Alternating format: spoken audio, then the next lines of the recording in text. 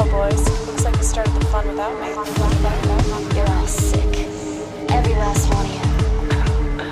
We're going to need a bigger gun.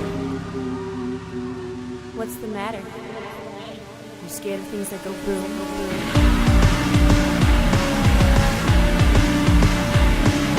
Give me one goddamn reason why I shouldn't blow your goddamn brains all over that goddamn wall. My name is Eric, and despite what must be, I don't know, construction outside. Construction, cataclysm. They're tearing down the Uptown Project. The end happening. of the end of everything that is good and righteous on this earth, except for the release of Double Feature. Fuck it, we are gonna do this show. We're doing 2 movies today. We're gonna do 2 movies, but deal with 4 gentlemen. We're gonna do a kind of a pairs of comedians double feature as never touched before. Great. Bud Abbott and Lou Costello Doing good so far. meet Frankenstein. Uh-huh. And Cheech and Chong's Up in Smoke. Now, we have seen Frankenstein on the show before. Yes, we have. And he was a little younger. And we've also seen Cheech Marin on true. every other episode of Double Feature. Mm-hmm. We're going to spoil these 2 movies. And it goes without saying that, all right, we're going to talk about the content of the movies, so we're going to spoil the things we talk about. Right. I would say, on the usual spoiler radar, that these are relatively low. I'm usually the one that will say X film is spoilable when you say they have a low spoilability rating. Sure. These 2 films, I would say, are almost unspoilable, aside from maybe the very ending of Abbott and Costello. Yeah, I would agree with that. So don't accidentally chapter and then rewind. But you can use the chapters to just skip immediately over to Cheech and Chong's film, Up in Smoke, if you haven't seen Abbott and Costello meet Frankenstein. Or you could skip to the end of the show, because some people just like to do that. Yeah. And they want to spoil the next week for themselves. Right. And find out early. They're skipping to the last page here, man. So Abbott and Costello meet Frankenstein. Well, there's so you would expect. Well, so there's that first. We just talk about that. Yeah. Where is Frankenstein in this movie? There are many Frankenstein figures, characters who use mad scientist techniques and electric orbs to do science, including Dracula, apparently. Right, but there is no actual Frankenstein, and I proposed that maybe the title of the film came not from Abbott and Costello actually becoming acquainted with Dr. Frankenstein, right, but instead some Hollywood CEO going, "What we need is a film that's Abbott and Costello meets Frankenstein." Beautiful, yeah. I mean, they've had plenty of Abbott and Costello films up to this point. This is by no means... When we talk about Up in Smoke, we'll be talking about their first film debut. Right. That is not the case with Abbott and Costello. They've they been have around. a ton of movies, a ton of these. And I want to talk about them, but first I want to get to the insane names that show up at the beginning of this film. Okay. The film stars Bela Lugosi and Lon Chaney. Right. Really? It really stars them? Real. They're really going to be in the movie. Yeah, it really stars Bela Lugosi, unlike Ed Wood. Sure, yeah. Real Bela Lugosi, not fake Bela and Lugosi. Lon Chaney Jr. There is, notably, no Boris Karloff. What the fuck, Boris Karloff? From what I've read, Boris Karloff was kind of pretty confident in himself as a Hollywood star, as a major name, as a him serious and Lugosi both were, actor. yeah. And I feel like Boris Karloff probably didn't want to reprise his role as Frankenstein's monster or the Mummy, which would have also been a fine reprisal, because he was probably off doing what he considered to be far more important, new, groundbreaking work, like Isle of the Dead or whatever the hell that was called. He did flat out refuse to do this role. I'm not even remotely surprised. I think he hates this movie. I think this is his least favorite. Yeah, right. You know, he wouldn't see the movie when it came out. He wanted nothing to do with it. Although he did appear in the press photos.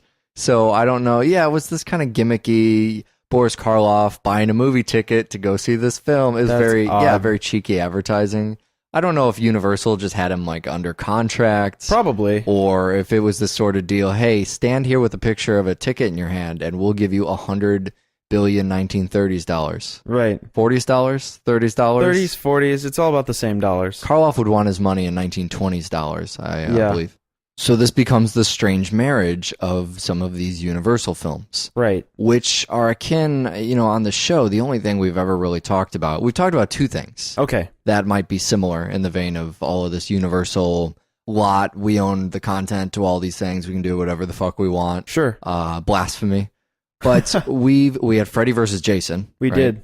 Which is the opposite. That's two different studios own two different properties, and they fight for 13 years trying to get the properties to come together. Whereas Universal they own all the monsters. They just do whatever the fuck they want with the monsters. They apparently own Boris Karloff on his weekends. Right. The other thing that we've seen, or that we at least talked about, is when you talked about kaiju. Yes. So it's been a little while, and we haven't gotten back to kaiju the way we totally said we would. And we Apologies. totally will sometime. It's going to happen. But give me a little bit of a refresher. Now, do you see any of that kaiju stuff here as far as... It's very clear, aside from the fact that they fit in rooms. Right.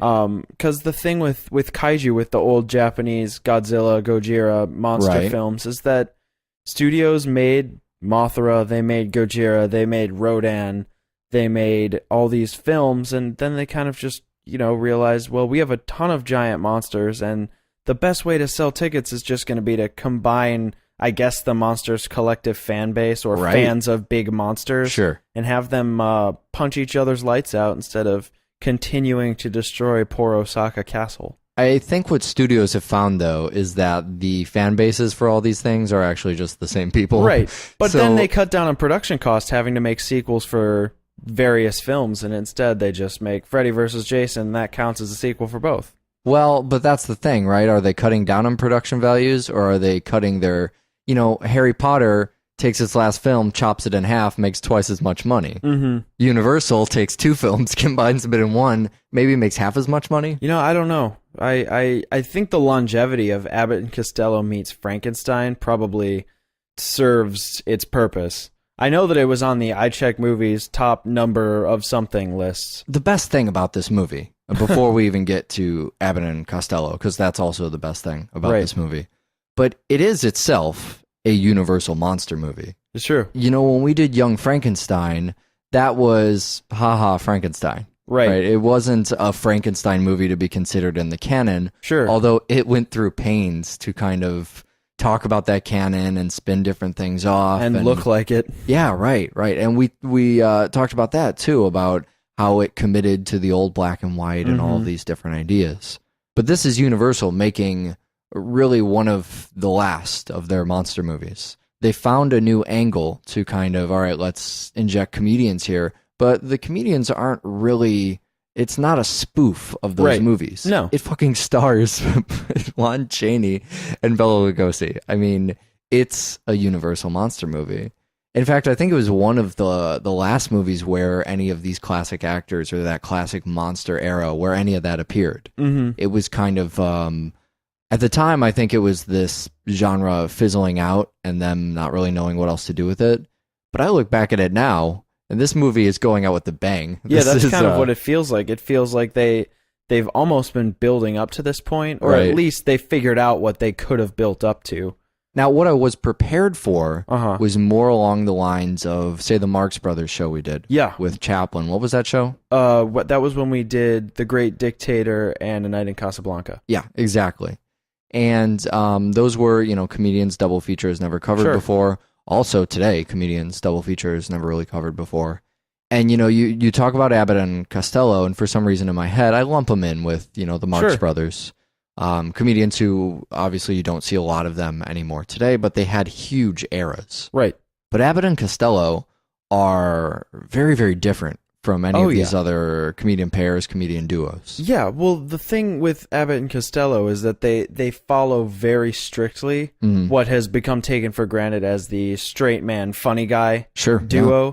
And I had no idea going in that Bud Abbott was so much the straight man that he almost just blends in to the actual ideology of the film. Yeah, right. I mean, he's not as dire and heavy as some of the other actors that we see in this particular film. Looking at Chaney here. Looking at Chaney. But he's very much just a solid male lead actor. And then we have Lou Costello, who is the 100% comedy aspect. Right. And, I mean, he could do the whole scene by himself. He doesn't need Bud Abbott to play off of. It just makes it stronger when Abbott's there to be pissed off at all the silliness and goofiness that Costello's pulling. Well, and later after the duo kind of split up, it's strange that, to keep going back to the Cheech and Chong stuff, because that we saw that there where the duo kind of split. But Costello went on to do some more movie stuff, even after, separating from that team. When a lot of people think Abbott and Costello, they probably think the Who's on First routine, right? Which I thought almost everyone was familiar with. But a mutual acquaintance of ours, who I will not call out on the air, actually had no idea what that was. And I had a little difficulty explaining it to her.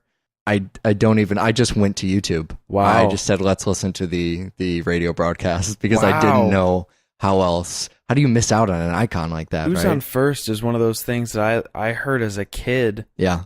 And I didn't hear it on the radio as a kid, but I think my mom told me about it or something. How do you go through life not knowing? That's like not knowing you can sit and standing at all times. Yeah. And one day someone's like, oh, sit down. Wait, what? Sit? Where? Oh, that's what all these chairs are for? How do you not know about Who's on First? Yeah. Everybody has not only heard of Who's on First, but probably done some variation of it, even if by accident in their own life. Yep. And seen some kind of spinoff. Some sort of take on that routine. And so now that we've insulted the percentage of podmanity that doesn't know what Who's on First is, do you want to tell them what it is, or are you just going to do the point to Google thing? I'm gonna give them credit, and if they don't know what it is, I think that maybe one of the very few times they are deserving of just being completely mocked. Unless they're, they listen overseas or something. If you live in some country I've never heard of and you haven't heard of Who's on First, I'm wrong in that situation and you are correct. But Google has Google the answer. Google anyways.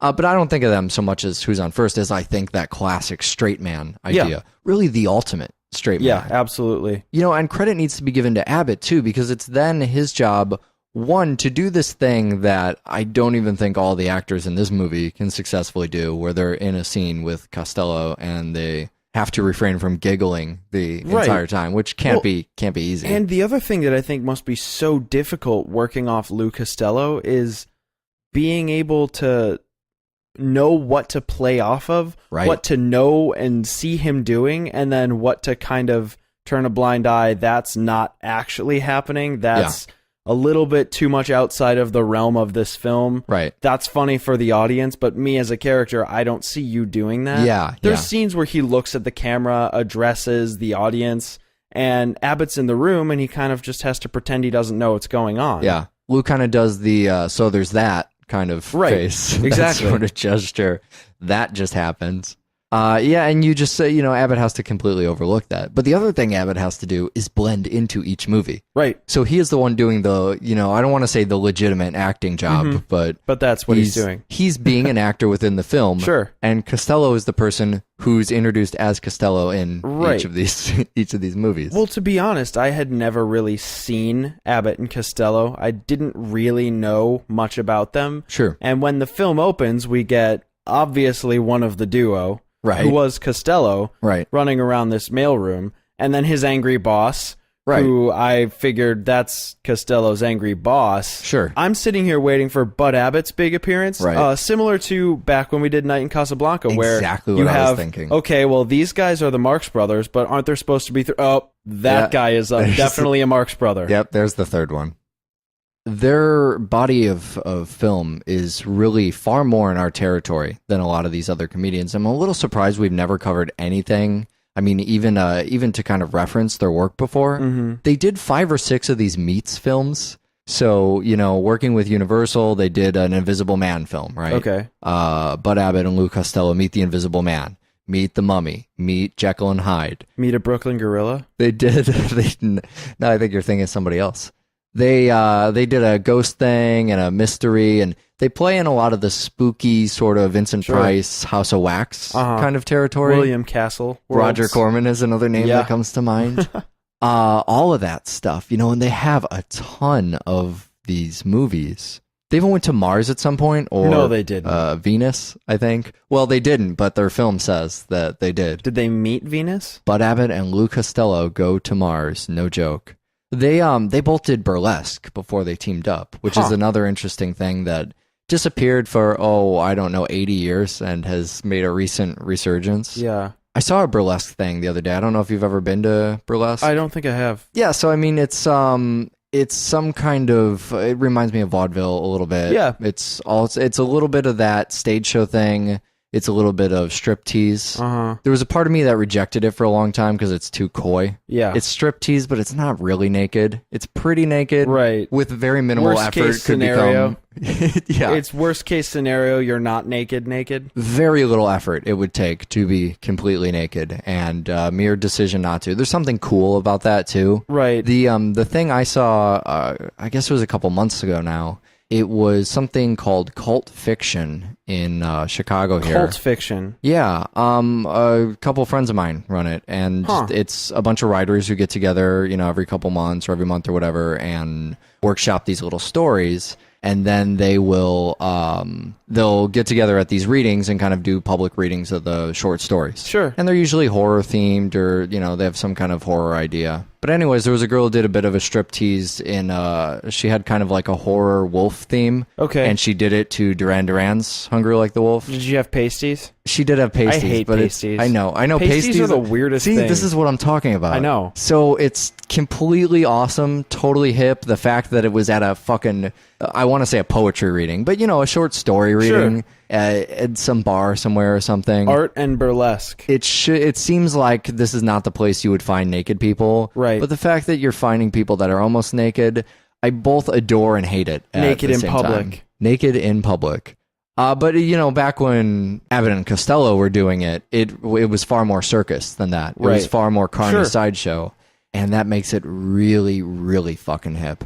Also, Costello used to do this routine with his wife where he would be the straight man. Lou would play the straight man, and his wife was the crazy person. That's bizarre. Yeah, and so after meeting Abbott, there was kind of a decision that was made to go off and pursue that as a career. But God, I wonder if any of that exists anywhere. I would love to see him. I want to say his wife's name is Betty. Him and Betty do a routine. Ridiculous.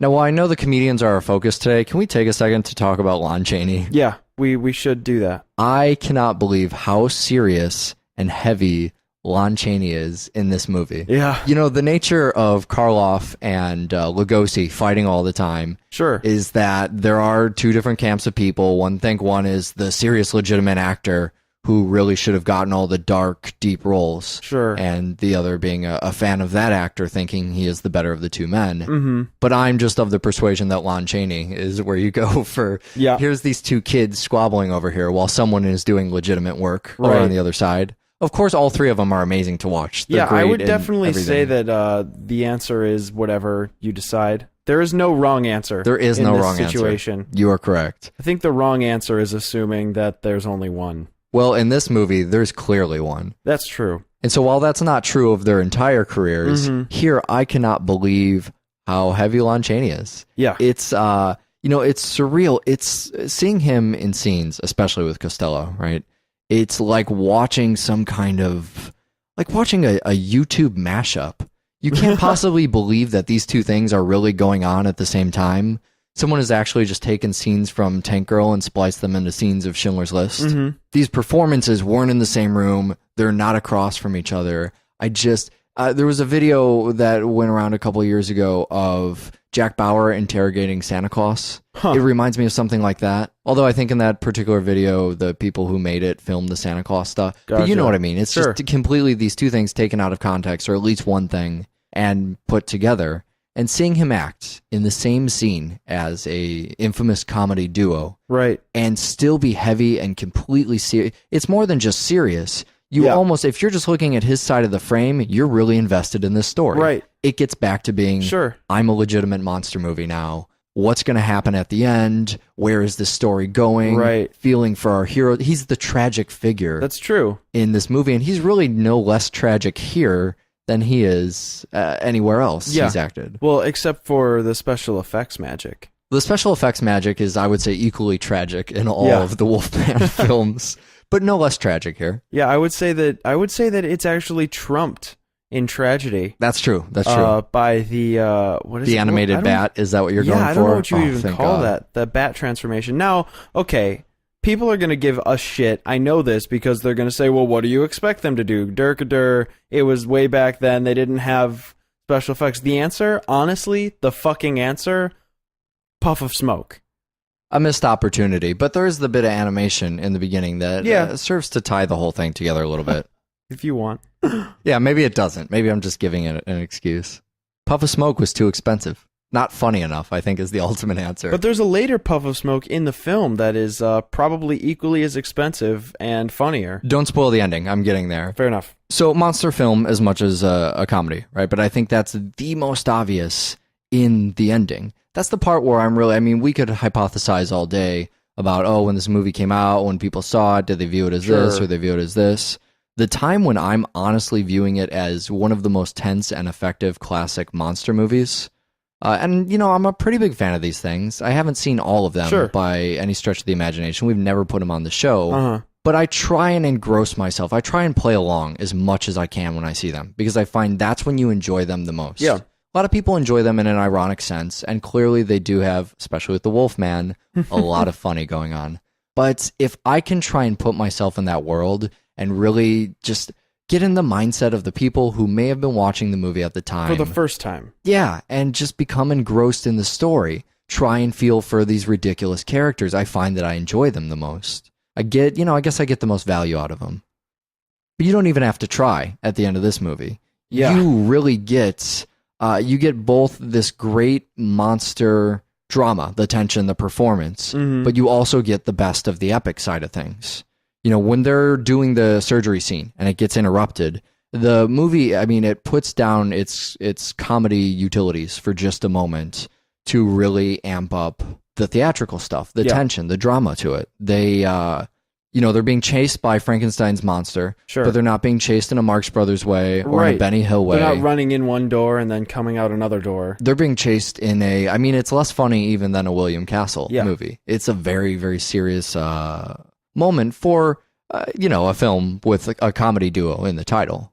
But the thing that I love about that ending is they're going out of these rooms and they're trying to throw in a couple gags here and there. Sure. But the gags also serve to be kind of moments from The Shining. Right. These same things they're equal parts terrifying and also, oh shit, we forgot that the door opens that direction. Right. But they get it backed into a room at some point, and I'm so caught up in this Frankenstein's monster story that I forget, they enter a room and Dracula bursts through the door fighting the fucking Wolfman. Right. We're watching Bela Lugosi fight Lon Chaney. With flower pots. So comedic elements there, but also we're watching Dracula and the Wolfman fight. Sure.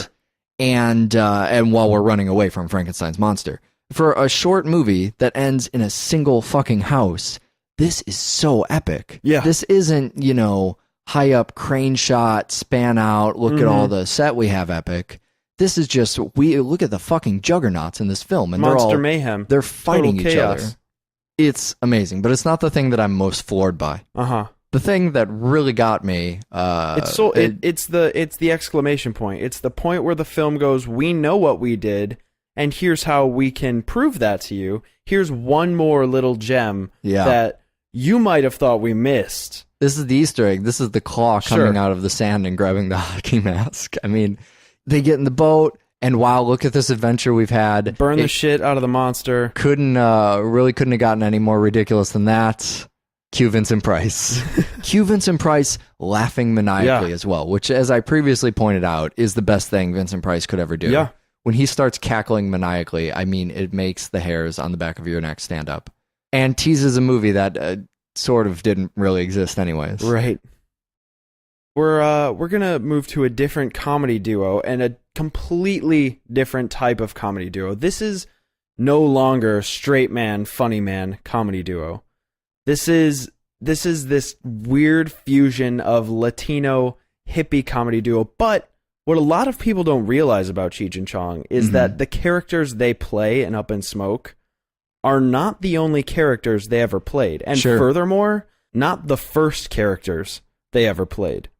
So before Up in Smoke comes out in the 70s, Cheech and Chong are really well known as a recording comedy duo. Right. They released a self-titled Cheech and Chong record, LP, vinyl, if that's what you want to call it. back in, I believe, the late 60s or right at the turn of that decade. Where they started doing stuff that was both comedy albums but music as well. It was a combination because Tommy Chong is a musician. He started off as a musician in Canada in a band, believe it or not, called Four Niggers and a Chink. That was the name of his band. I wonder why that never really got off the ground.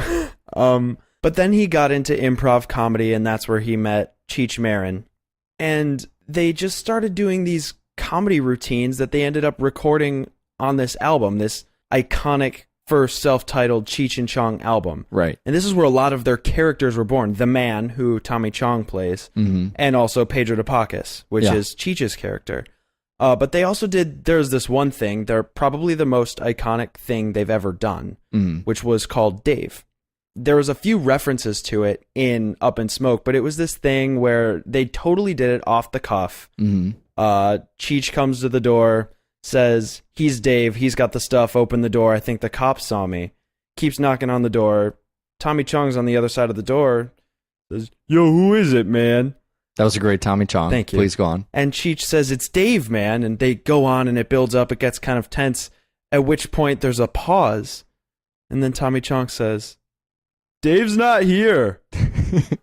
So it's similar to the moment from this film. Right. And except there's a parrot. Is there a parrot in the original? It's not a parrot. But it was actually just a gag that Tommy had played on Cheech. Beautiful. It was supposed to be a whole different thing, but that's kind of the dynamic they had, is that the dynamic is almost, instead of funny guy, straight guy, it's I can be funnier than you. Can you be funnier than me? Right, yeah. And that's I think that's why these two characters pitted together in what eventually became a drug duo. Yeah. Again, they weren't even a drug duo when they started. Their jokes weren't all about pot.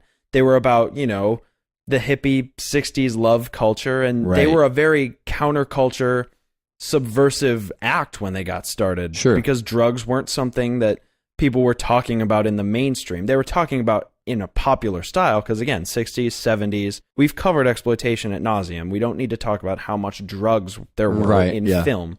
But Cheech and Chong were making a living doing it. They were popularizing it. They were talking, they were saying what their audience was thinking when their audience was afraid to say it. Yeah, a lot of people see their influence in, when you talk about comedians that have a lot of drug material in their acts.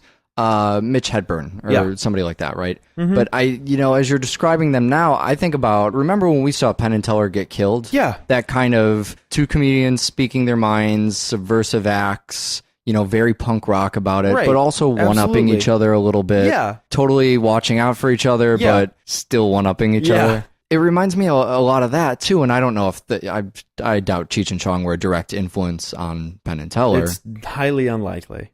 But Up in Smoke is the first time Cheech and Chong are on camera in front of, they're not in front of an audience anymore. There's a film, they've written the film, they incorporate their own characters, their own kind of sketches, their own music. Right, yeah. And it turned into, it became a massive cult hit. That's no secret. Right. But it also, I feel like there's just this thing that they managed to capture with Up in Smoke. Mm-hmm. They were totally punk rock in what they were doing and how they were doing it, but they never meant to be rebels. Right. They never meant to be bad boys. They weren't trying to piss people off. They're certainly not activists. Yeah, they're just two people, and the cops happen to show up all the time. Yeah, exactly. They're just cruising. Mm-hmm. They're just kind of in the middle of a series of unlikely occurrences that all happen to involve weed, and that's because they always smoke weed. Yeah, what embodies that really well is the song about being framed at the beginning of the movie. Sure.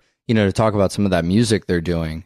Finding themselves in the courtroom, the entire idea of that song is the audience identifying as them, as saying, I'm just sitting around, I'm minding my own business, and all of a sudden the law and I've been framed. Yep, exactly. I'm just sitting around, I'm smoking weed, all of a sudden the cops are pulling me over. Puffing on dog shit. My mama's talking to me, trying to tell me how to live. That sort of thing. Yeah, exactly. The movie has a lot of that conversation for you. They go to a punk rock show at the Roxy. Right. So you get to see them up against what the rest of punk rock culture looks like. Well, other aspects of youth culture at the time, right? You have the straight up kind of Sex Pistols-esque punk group. Yeah. There's also like pre-new wave wears makeup with a dancing chick in the band group. Yes. I mean, they even kind of touch on the waning music scene when they do the uniforms. Yeah, right. You know, that whole era of everybody wears uniforms. That was still when that was kind of a staple in, you know, Motown. Yeah. And that's why, you know, you have the blaxploitation character. Sure, kind of the genre that just kind of accidentally finds its way in here. Exactly. It seems like the genre that's slowly moving out. Right. You know, they're getting rid of that, not just in the uniforms, but in the way they treat it in the movie. That's their old friends, their old cast of characters that happen to be around. Right. Well, and it's just kind of this overall thing where the man keeps talking about it, where weed is popular now. Mm-hmm. There was a time when weed was weird and maybe still a little uncomfortable when we did Hairspray, right? Yeah. Doing drugs? Oh, we don't do drugs. We just want to dance. Right. But now everybody does drugs and it's driving the market up, and even cops are doing drugs now, except for Sergeant Stadenko. Sure, too many people are smoking and it drives up the price. Is that how the supply market and works? Demand or something like that? Scarcity in the market. There you Continue. go. Well, it is the last bastion of free enterprise. Last vestige of free enterprise, I believe. Yeah, it truly doesn't get a whole lot better than that. That line is so stealth. Yeah, it just sneaks its way right fucking in there. It. If it wasn't clear enough how we're treating the police at this point, it's, I mean, this is cinema's response to Reefer Madness, right? Sure. You know, Reefer Madness being this cult film, that's another thing to Google, I guess. That'll be our what to Google in this section of the movie. And one of those things in year 156 of Double Feature that will clearly get covered. But we've been trying to use cinema to deliver our morals and our values. Yeah. And so suddenly counterculture is saying, you know what, the underdogs can use this to deliver morals and values too. Why don't we just make a movie showing what it's really like to be like ourselves? Or at least how we feel like it is. You know, we show our side of the story. Yeah. And we show characters like Sergeant Stadenko, the narc cop. Yeah. Who, again, he was a character on the first Cheech and Chong record. Mm-hmm. But they have him played by Stacy Keach here, one of my favorite actors. He was in Mountain of the Cannibal God. Cool. He was also in this TV show, this short-lived TV show called Titus, about Christopher Titus. Yeah. He's fantastic in that. But I love Stacy Keach, especially in this, where he keeps putting his dim-witted lieutenants in the back seat for being stupid. And the whole time he's just got this warped idea of the dangers of marijuana and what's it called? Fiberweed? Fiberweed. And TVs made out of weed. Yeah, and these just the seeds of the end of our generation, just this whole mixed up apocalyptic view on how marijuana is going to be the end of modern civilization. I mean, he is the Reefer Madness character. Yeah. He's the crazy over the top, if you smoke pot, you will go on an acid trip. Right. But he's on the Sunset Strip instead of in an office. Yeah, so he's out there, you know, day in and day out trying to do this. While Cheech and Chong's characters they're just going on an adventure. They're bumbling. They're totally all right. You know, nothing really bad. It's Smokey and the Bandit again, right? The people are going to get all wet. That's the worst thing that could possibly happen. Right. Racing your car really fast. Smokey and the Bandit was a fucking lie, by the way. If you're smuggling things and you're running away from the cops, you're going to kill people driving that fast. Yeah. That was a fucking lie. Right. These people driving around in a van and getting high, we see the worst thing that could happen. You Kill can drop dog. I was going to say you could drop a joint in your crotch That's true. then you're not paying attention to how you drive. That's really, I mean, the worst danger. I guess I wouldn't advocate smoking pot and driving a motor vehicle. But they're also going on more adventures than people who smoke pot typically go on. Well, but it's all by accident. They all stumble upon adventure. Great example when the man is at the party at Tom Skerritt, the vet's house. Yeah. And he's at that party and he accidentally locks himself out and spends the entirety of the raid trying to get back into the house. Right. Completely not aware that everybody there has just gone to jail for using drugs. And then they end up getting deported not because the Latino character doesn't have a green card, but because the Canadian guy didn't have a green card. Right. And they get deported to Mexico. But I thought they had a really good plan. You know, repo agents. I mean, how good is that disguise? Yeah. That's one of those things where when it happens, you kind of sit and think, well, fuck, why don't I have a a Repo Man Spare outfit repo that suit? not a Genetic Opera outfit, but I will repossess your items. Sure. Again, not organs. I'm going to take your shit back and I'm going to cash it out and we're going to use that to pay your bills. You delinquent asshole. I also like that they call the immigration office La Migra. Yeah. And the scene with the nuns and stuff. I don't know if I ever told you this. I was detained in customs once. Oh my God. Yeah, did I ever tell you about this? Were you smoking weed? Honestly, pretty short story. I was driving to Canada with my girlfriend at the time who had mace in her car. Okay. And they came and asked us a bunch of weird questions. And we said weekday or something like that. Sure. And they didn't like our story. And I think it was throw your joint into a station wagon full of nuns. First big mistake. Yeah, right. So they kind of impounded the car or whatever. They They sort of impounded our ride a little bit. They kind of removed our doors. Well, we also got pulled over by a Mountie when we were in Canada. So I have plenty of good Canada stories to flesh out the rest of Double Feature. Basically, they just disassembled the car.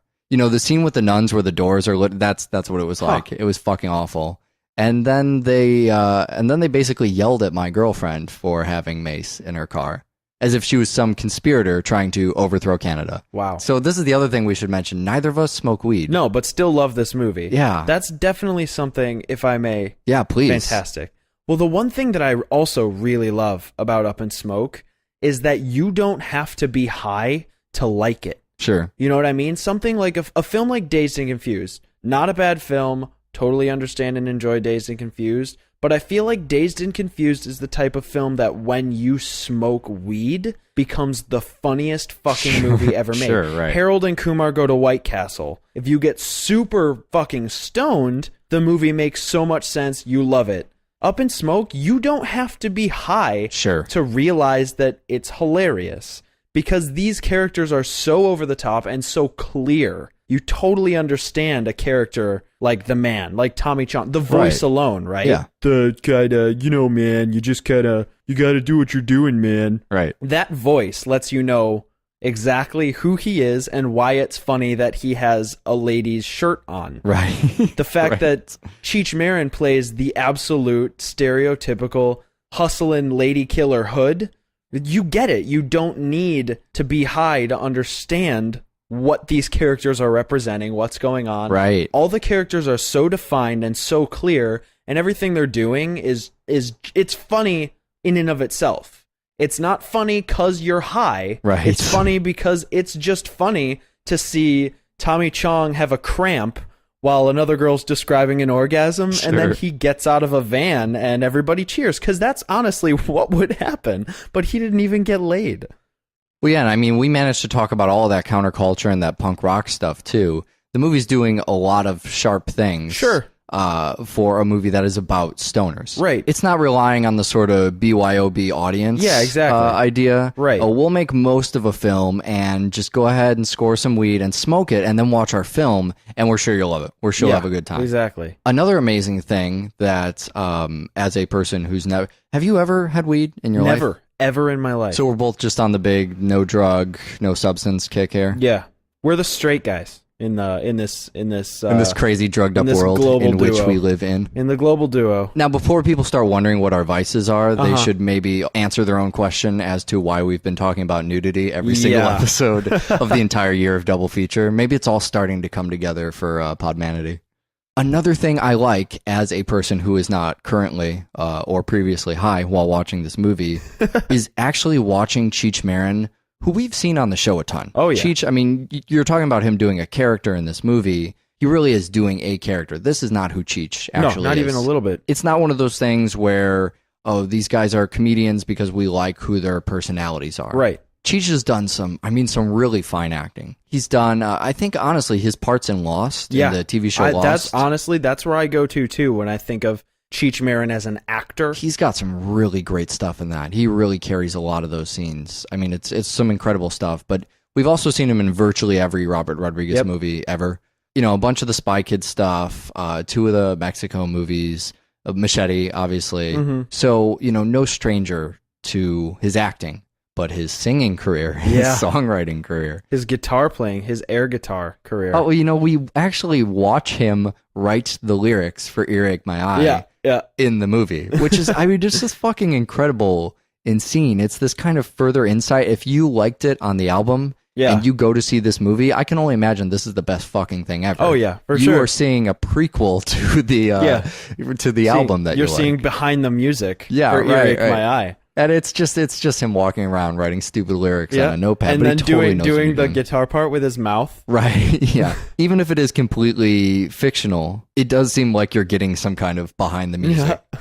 There's two things about the song. I love Earache My Eye. I love this. I love it too. I don't know why. Something about the lyrics and I it think just the whole Earache thing. My Eye and Up in Smoke are my two favorite songs. Also, one of the 3 versions of Lowrider that doesn't have lyrics. Oh my God, there's so many versions of... Well, they're not versions of Lowrider. Right. We're meant to believe they're other songs. But come on, time to find a new drum machine. I have a feeling the act that Chong's doing at the end where he's knocking over the drums, probably what the percussionist was actually doing as they were writing Lowrider and all the other songs that band wrote. Now, speaking of hilarious bands, I know that we usually use Jonathan Davis and The Korn to hold up some Killapalooza jokes here on Double Feature. 60% heavier. But I'm going to... there's also sprinkled throughout. I'm gonna blow the joke. I'm blowing our cover right now. It's year 4. I'm gonna let the listeners in on something. Scattered throughout the show, find them like Easter eggs. There are references to how fat the members of Korn have gotten, and they're in random episodes, and they're subtle, and no one knew about them until right now. So go back, listen to all the episodes except year 1 because that year sucked, and find all the Korn jokes. Anyways, my point was, on their 3rd album, on Follow the Leader. Wow. There is... I really should have started as if I don't know what I'm talking about, right? I think I've shown my hand here. I grew up in the 90s, people. Give me a break. There's a song about black orgasms on the end. So fast forward through that one. There's a lot of bagpipes. And then at the very end, they actually do Earache My Eye and Cheech sings. No way. So if you haven't heard this, I'll play it for you after the show. It's fucking amazing. It's awesome. So good. And he kind of changes up the lyrics a little bit, and it's just very grungy. The whole album kind of has this feel of, hey, we're in LA today, we're just going to pull in a guy from the Deftones, and Ice Cube will come sing a song, and it's just a lot of like bullshit covers and stuff. And so that's kind of the hidden track on the album. It's actually, I think it's them just hanging out and talking with Cheech for like, I don't know, 20 minutes, and then the song actually starts. But the other thing that struck me about that song is that the moment when he's talking about, haha, I only know 3 chords. Yeah. And in the movie appears to be what? The only guitar player, right? Yeah. There's a crazy guitar solo going on under that. In fact, throughout the song, it's littered. You know, the beginning is very simple punk rock, right? That very simple Ramones, here's a couple chords, we're going to make an awesome song out of how minimal, you know, I don't know, effort we're putting into this. Simple, beautiful, speaks for itself, but then it just goes into nuts guitar solos for the end half of the song, which happens to be the part where he's talking about, we don't know how to play music. Yeah. And to me, that feels like the whole end of the movie. You know, it's lining itself up for this kind of awkward Little Miss Sunshine final event thing that's gonna get all the pieces are coming together. The road trip's ending. We're gonna get to the battle. It's Detroit Rock City is what's happening. The weed van is finally on fire and everybody at the Roxy is high. So all of the dangling plot threads have just been wound into this point, pulled to tension. We've hit the perfect formula for them to lose pitifully. It's as if somebody were pulling the strings of the plot threads. Are you expecting me to dub that joke in 20 minutes ago?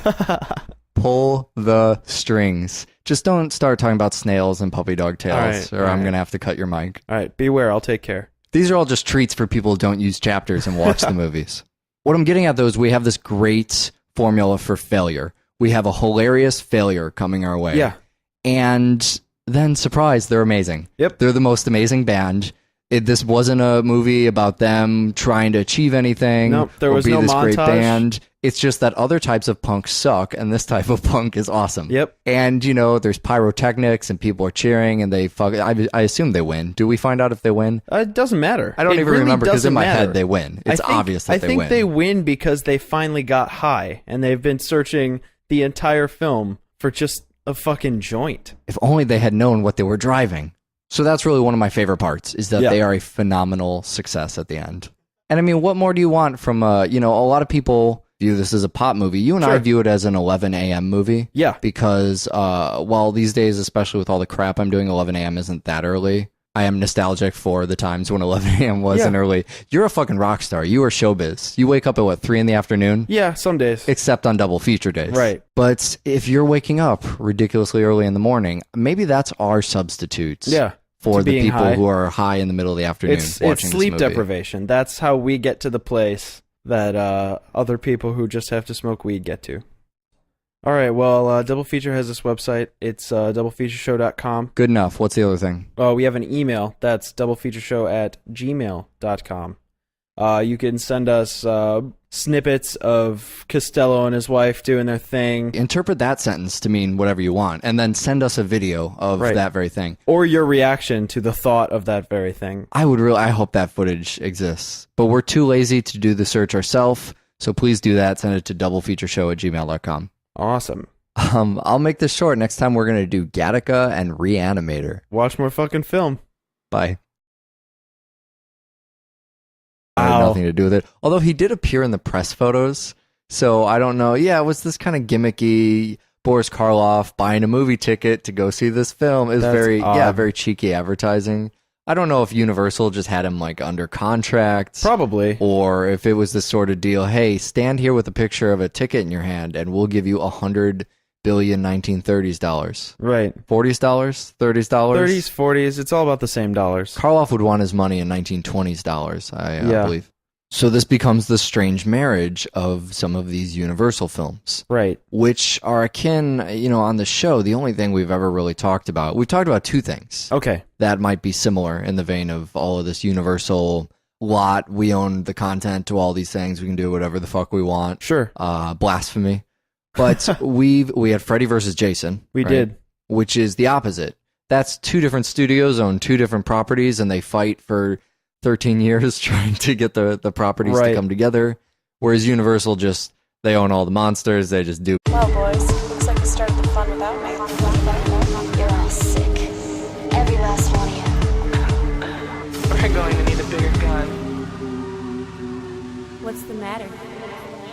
You scared of things that go boom, boom, boom?